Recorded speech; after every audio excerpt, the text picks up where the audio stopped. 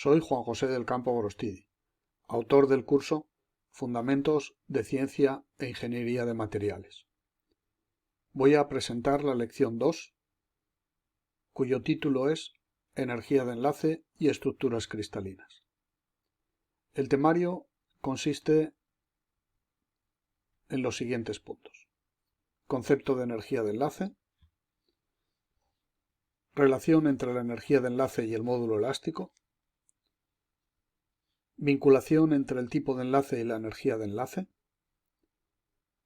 diferencias entre el estado líquido y el estado sólido ordenado, estructuras cristalinas, para centrarnos específicamente en las más habituales que presentan los metales.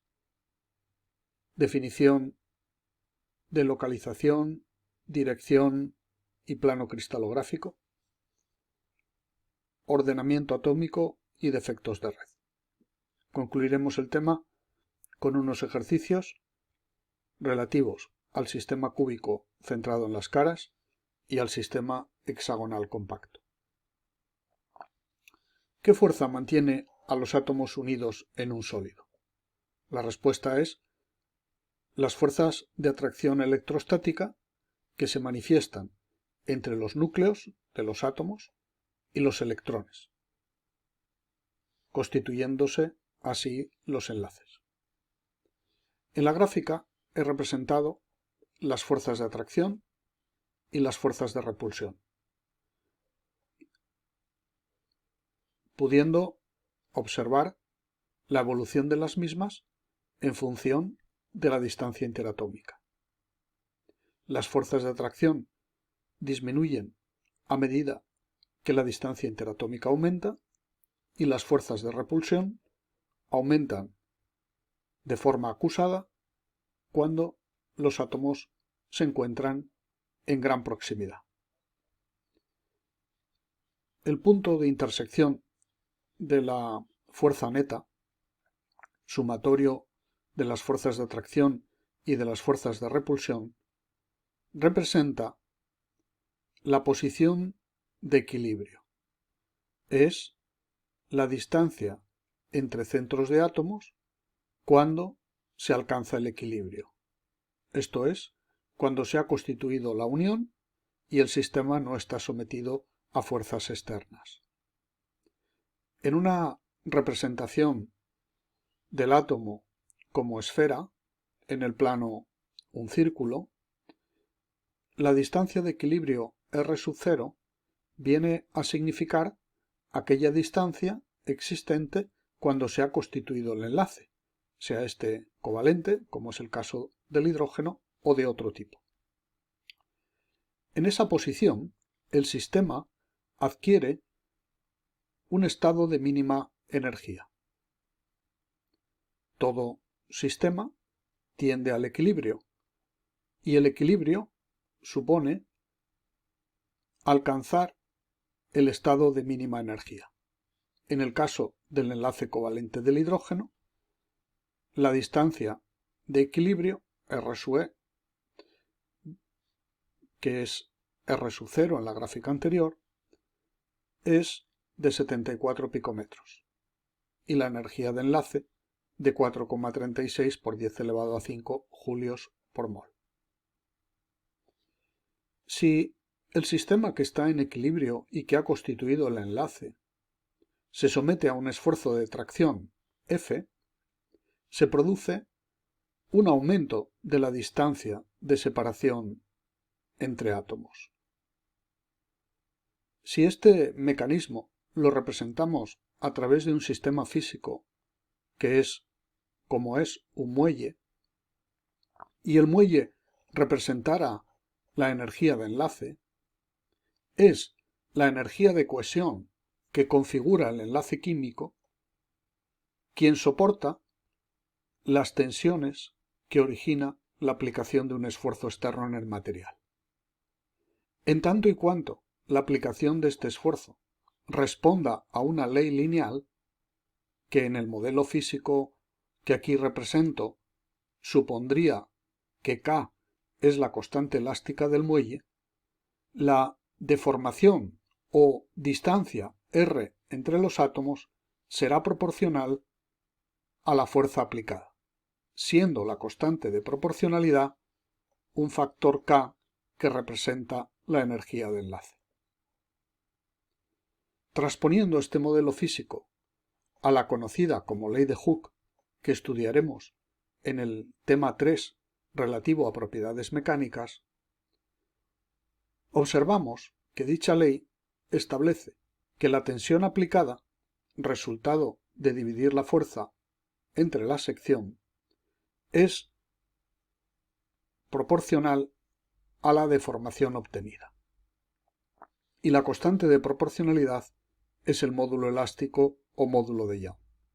Significa esto que si la tensión aplicada es inferior a la tensión que denominamos límite elástico del material, los esfuerzos dan lugar a deformaciones de acuerdo a una ley lineal.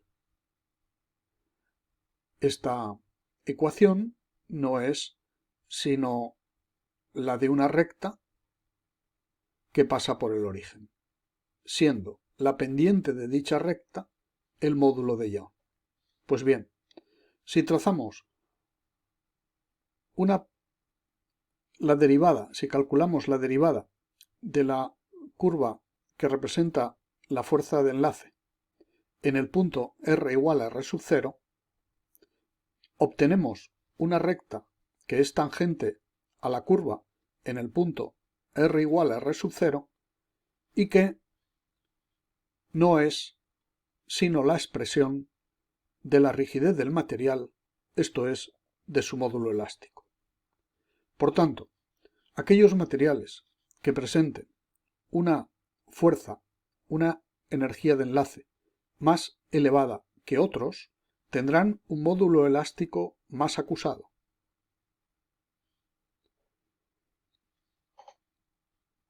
Este concepto encuentra expresión en la tabla que les muestro. Si tomamos tres tipos de materiales, los principales de los que vimos en la lección primera, cerámicos, metálicos y polímeros, observamos que aquellos que presentan una mayor energía de enlace iónico, frente a los enlaces secundarios débiles por fuerzas de Van der Waals, tienen una significativa diferencia en el valor de su módulo elástico, siendo este mucho más elevado en los materiales cerámicos que en los polímeros. De la misma manera, un elevado módulo elástico viene acompañado de una elevada temperatura de fusión. Y en razón inversa, el coeficiente de dilatación. Esto es, cuanto mayor sea la rigidez de un material, esto es, su módulo elástico, su energía de enlace, menor será el coeficiente de dilatación. Y viceversa, aquellos materiales, los polímeros, que presenten bajas energías de enlace, tendrán bajas temperaturas de fusión y elevados coeficientes de dilatación. Poniendo números a esta observación, si comparamos el óxido de magnesio, material cerámico, con el cobre y con el PVC, observamos que las diferencias entre las energías de enlace son significativas y que vienen acompañadas de variaciones importantes en el módulo elástico, en el sentido que acabo de expresar, al igual que la temperatura de fusión. Por tanto, las propiedades de los materiales en primera aproximación van a depender de su energía de enlace. ¿Por qué? Porque la energía de enlace va a determinar su módulo elástico y va a determinar su temperatura de fusión. Nos va a costar más fundir, esto es, pasar de un estado ordenado a un estado líquido desordenado, un material que presente una alta energía de enlace, que uno que la tenga baja. En la tabla, obtenida de una publicación de la Universidad de Graz en Austria, pone de manifiesto la diferencia en función del enlace que consideremos existente en las energías de enlace y en la longitud del enlace, expresadas respectivamente en electronvoltio las energías de enlace y en nanómetros la longitud de enlace. Para calcular la energía de un enlace iónico, la expresión que se utiliza es la que transcribo, en la cual están explicados cada uno de los términos de la misma.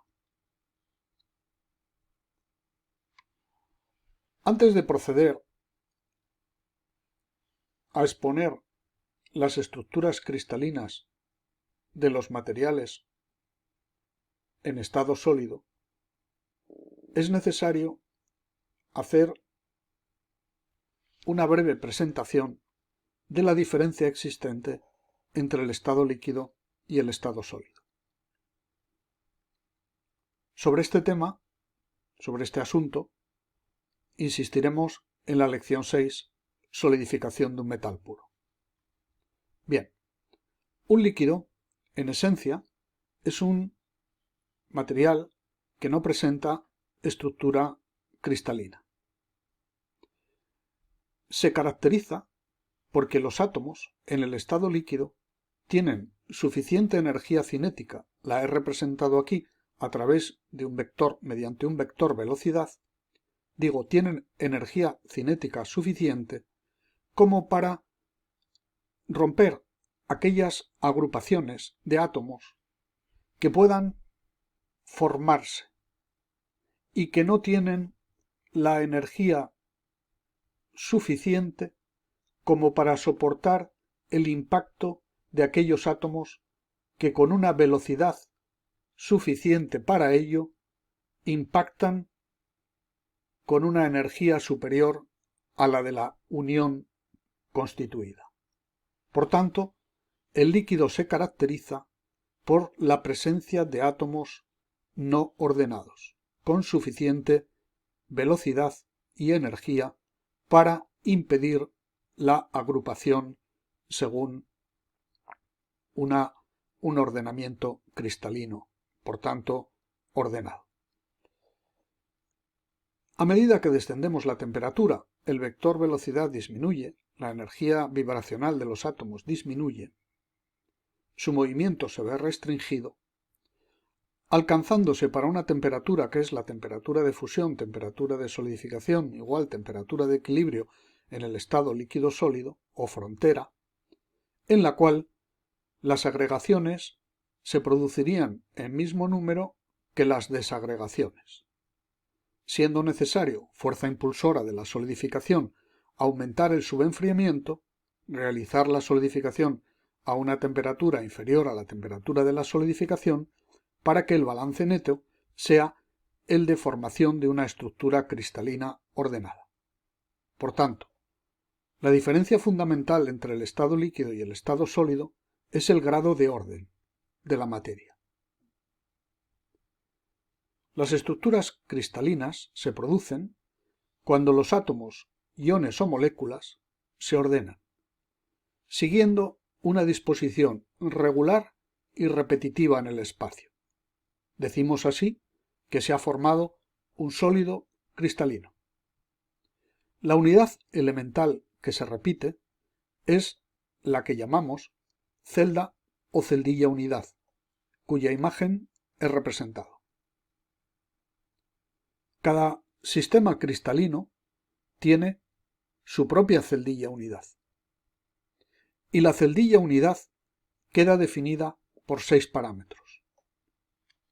En un espacio tridimensional, X y Z, tendremos un lado A, un lado B y un lado C de la celdilla. Y 3 ángulos, que son los ángulos interaxiales, alfa, beta y gamma. Dependiendo del valor que adopten, A, B, C, que en la celdilla unidad será 1, 1, 1, o los ángulos interaxiales, podemos llegar a constituir 7 sistemas cristalinos: cúbico, tetragonal, ortorrómbico, romboédrico, hexagonal, monoclínico y triclínico.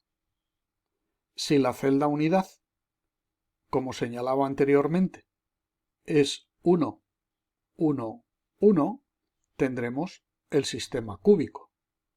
Si la celda, por el contrario, diferencia el valor de A del de B y del de C, tendremos alguno de los sistemas restantes.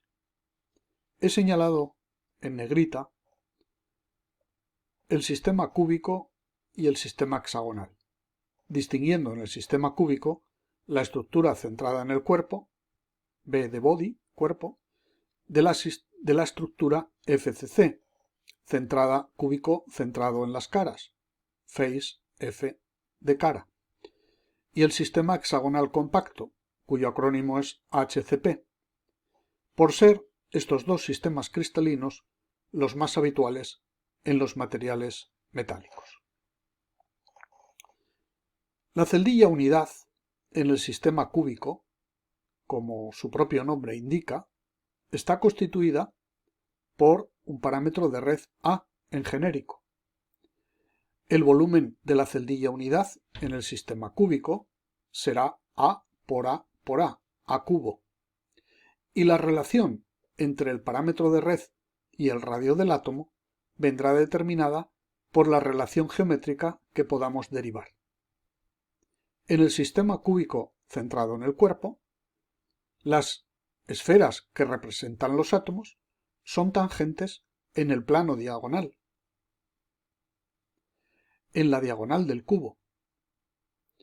Por tanto, tomando la diagonal del cubo, podremos establecer la relación de que 4 veces el radio es igual a A raíz de 3, que es lo que aquí expresamos. Y el factor de empaquetamiento atómico, siendo el factor de empaquetamiento atómico la relación existente entre el volumen ocupado por los átomos del volumen total disponible, esto es, número de átomos que tenemos en la celdilla elemental, multiplicado por el volumen del átomo, 4/3 de pi r cubo, y dividido por el volumen disponible, que es A cubo. Ese cálculo, en el sistema cúbico centrado en el cuerpo, nos da un 68%. Quiere esto señalar que en este sistema la máxima cantidad de átomos que podemos introducir en la celdilla solo da lugar a una ocupación del 68% del espacio disponible. En la estructura cúbica centrada en las caras, la relación de tangencia entre átomos se da en las caras del cubo, y es lo que he representado en la fotografía a través de un modelo espacial de esferas tangentes en las dos diagonales de las caras del cubo. Ahora, 4 veces el radio será distancia entre centros. No tengan presente que la celdilla se constituye entre los centros de los átomos. 4 veces el radio será A raíz de 2, la diagonal de la cara. Y el factor de empaquetamiento atómico para este sistema es el 74%. Por tanto, los metales que ordenen sus átomos en una estructura cúbica centrada en las caras tendrán un mayor grado de ocupación del volumen disponible. Y el sistema hexagonal compacto tendrá una relación de C partido de A de 1,633, siendo C la altura del prisma y siendo A el lado del hexágono. El factor de empaquetamiento atómico en esta estructura también es el 74%. En los ejercicios entraremos en cálculos detallados. ¿Cómo identificar localizaciones, direcciones y planos cristalográficos? Las localizaciones se identifican por las coordenadas en el sistema X, Y, Z. El átomo en este caso, estará situado en la coordenada x igual a 1, siendo la representada la celdilla unidad, y igual a 0 porque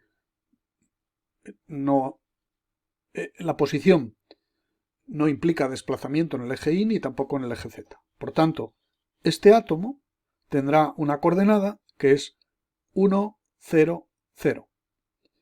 Y las coordenadas se expresan mediante números separados por comas y entre paréntesis.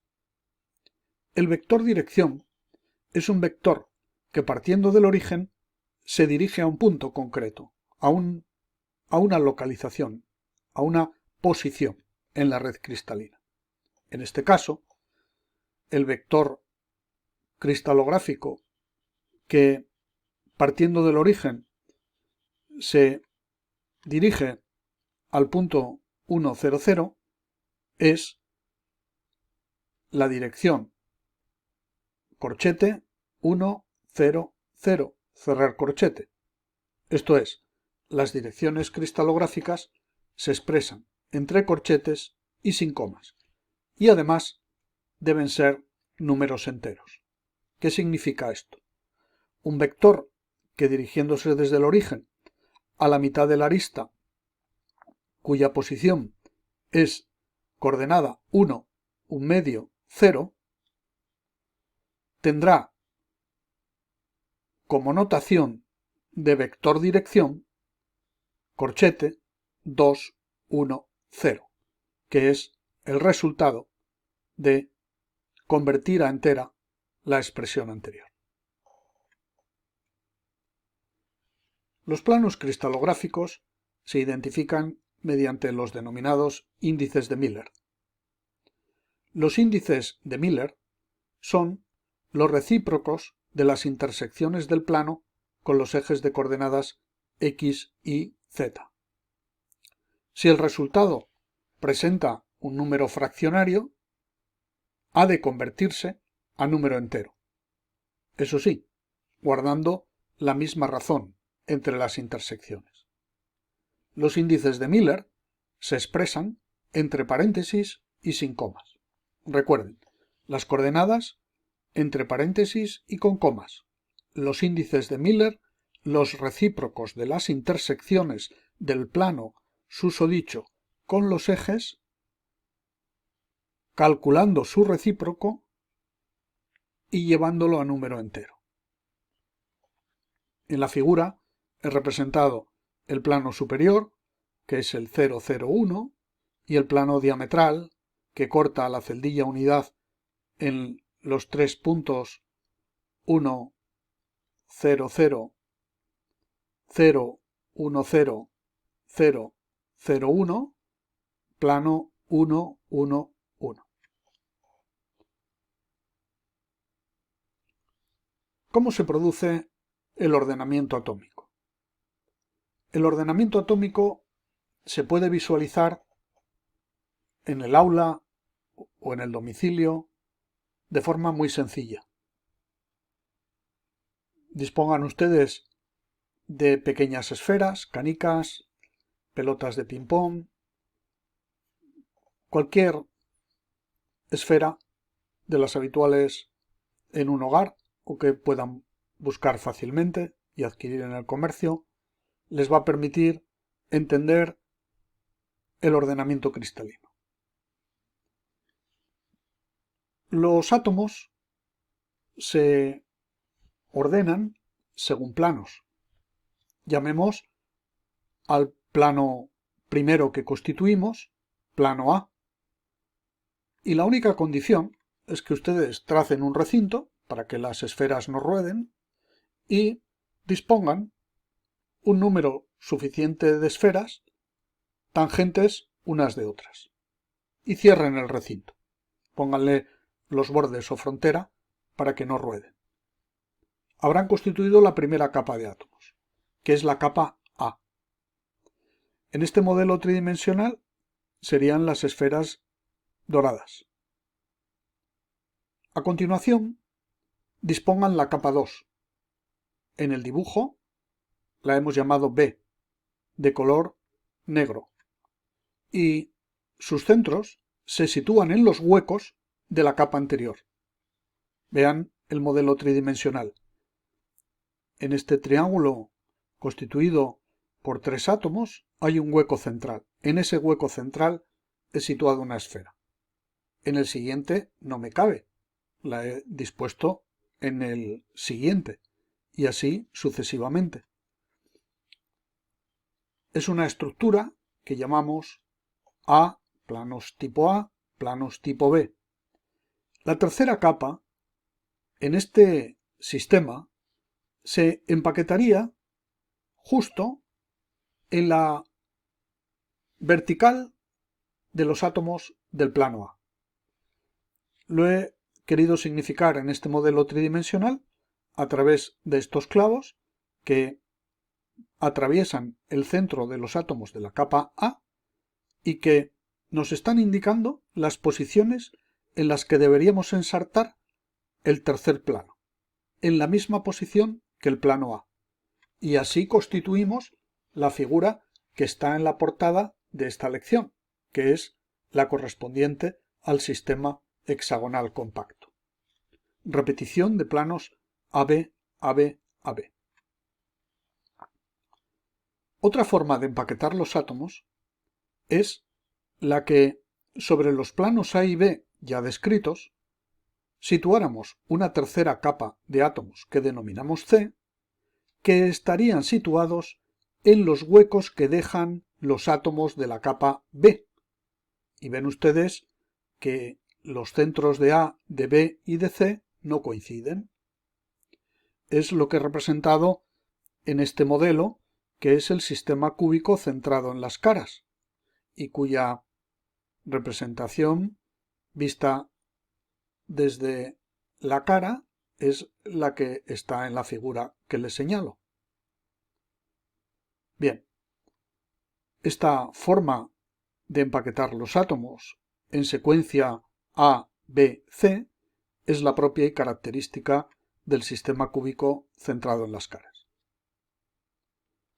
Al producirse el ordenamiento atómico, que tiene lugar, como describí anteriormente, en el proceso de solidificación, en el proceso de incorporación de átomos desde el líquido al sólido, a la velocidad en la que se produce la solidificación en los procesos industriales, es inevitable la generación de defectos. Defectos que pueden ser puntuales, lineales, de superficie, de volumen. Y los principales de ellos, que no todos, son, entre los puntuales, las vacantes, huecos que quedan sin cubrir; intersticiales, átomos extraños que se incorporan a la red, en este caso, si ponemos el ejemplo, a la red metálica. Si tenemos una red de aluminio en formación, puede incorporarse algún átomo intersticial que no sea del elemento químico aluminio. Defectos por la formación de átomos substitucionales.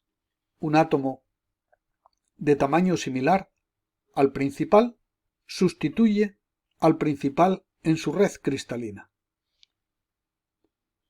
Los defectos pueden ser lineales, un plano de átomos que perdemos o que insertamos, como el que muestra la figura. Defectos superficiales, visibles en el exterior del material cristalizado, maclas, ejes de crecimiento no paralelos, de borde, típicos en la solidificación de los metales y las aleaciones, el crecimiento del grano cristalino por agregación de átomos a partir de un germen estable que se convierte en núcleo de solidificación y al que posteriormente se van incorporando nuevos átomos, dará lugar a un cristal que tiene una orientación en el espacio diferente a la de otros cristales, y el crecimiento de un grano cristalino estará limitado y se verá dificultado por el crecimiento del cristal adyacente, generándose una zona que es la que señalo de frontera o borde de grano en la cual van a tener lugar fenómenos muy interesantes que describiremos en el estudio de las aleaciones.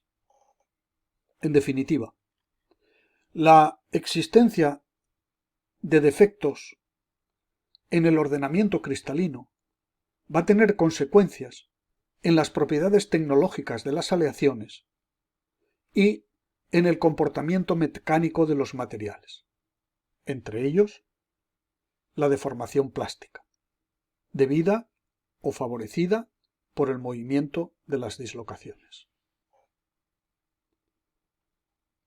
Para fijar estos conceptos y poner números y comprender cómo calcular el factor de empaquetamiento atómico, vamos a realizar un ejercicio, que es calcular el factor de empaquetamiento atómico en el sistema cúbico centrado en las caras.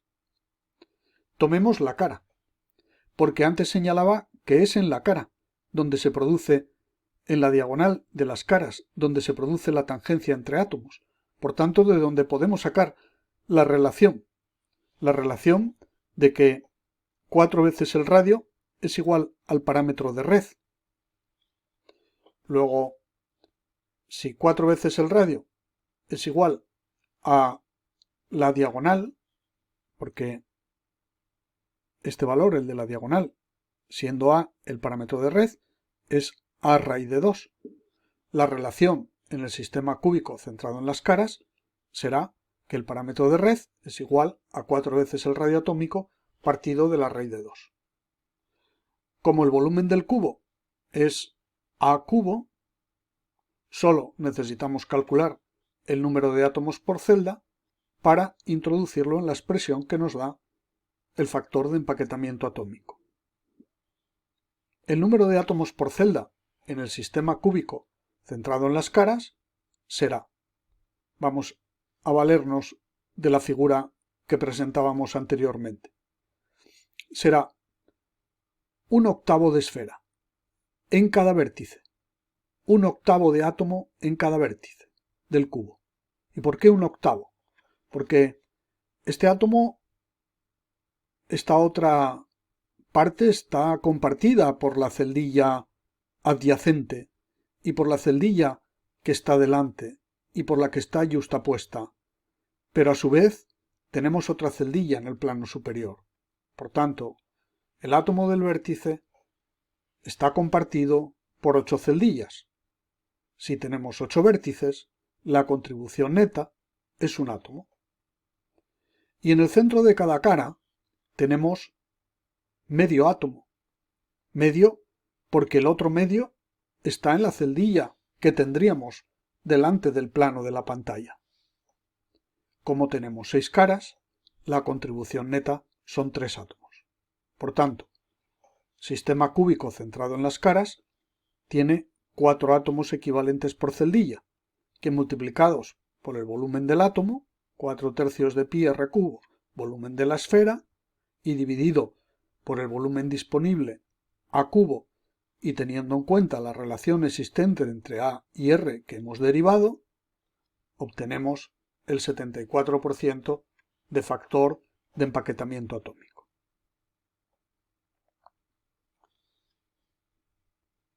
Para calcular el factor de empaquetamiento atómico del sistema hexagonal compacto, hemos de valernos de unas relaciones geométricas.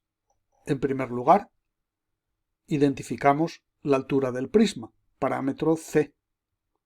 Identificamos el lado de la base, A. Identificamos que la base está constituida por 6 triángulos equiláteros, que extruidos en la altura C dan lugar al prisma. El prisma hexagonal es la agregación de 6 prismas triangulares. Y en esos prismas triangulares, la base tiene un parámetro que es H', aquí señalado, el cual podemos poner en relación con el lado del hexágono. Y además, el lado del hexágono sabemos que va a coincidir con dos radios, porque estos átomos son tangentes. Por tanto, con esta explicación geométrica, unida a que la longitud existente entre un átomo de la base y un átomo del plano central, tal y como señalo en la figura, la denominamos B, y aquí también se da la condición de tangencia, B igual a 2R, si proyectamos el centro de este átomo sobre la base del prisma triangular en el que está insertado en su centro, obtendremos un punto de proyección que estará a 2/3 del valor total de H', lo cual, en este triángulo que señalo, H, 2/3 de H', B, podemos aplicar el teorema de Pitágoras, de manera que H cuadrado será igual a B cuadrado hipotenusa menos el otro cateto, que será 2/3 de H' al cuadrado. El resultado es 2B cuadrado partido de 3. Por tanto, H será 2 veces el radio raíz de 2 partido por raíz de 3. La altura del prisma es 2 veces la altura H. Luego, el volumen del prisma podemos calcularlo como el área del prisma multiplicado por la altura. ¿Y cuál es el área de la base? El área de la base es el área de 6 triángulos equiláteros cuya área es la mitad de la base por la altura. Aplicando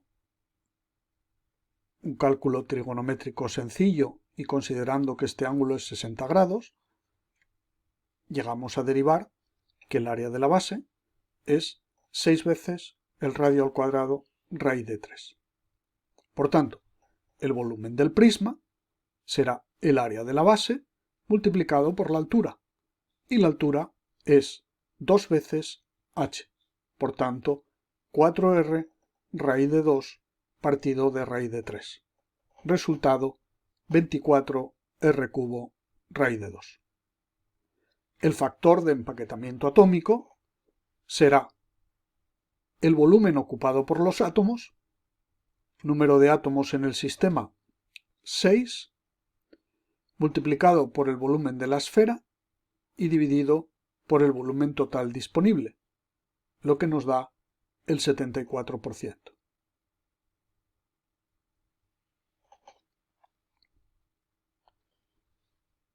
¿Cuál es la relación entre la altura del prisma y el lado de la base en el sistema hexagonal compacto? Utilizando la misma notación que en el ejercicio anterior y las expresiones ya calculadas, obtenemos que C partido por A es igual a 1,633, que coincide con lo que habíamos indicado al tratar del sistema hexagonal compacto. 74% de factor de empaquetamiento atómico y relación altura parámetro lado del hexágono igual a 1,633. Muchas gracias.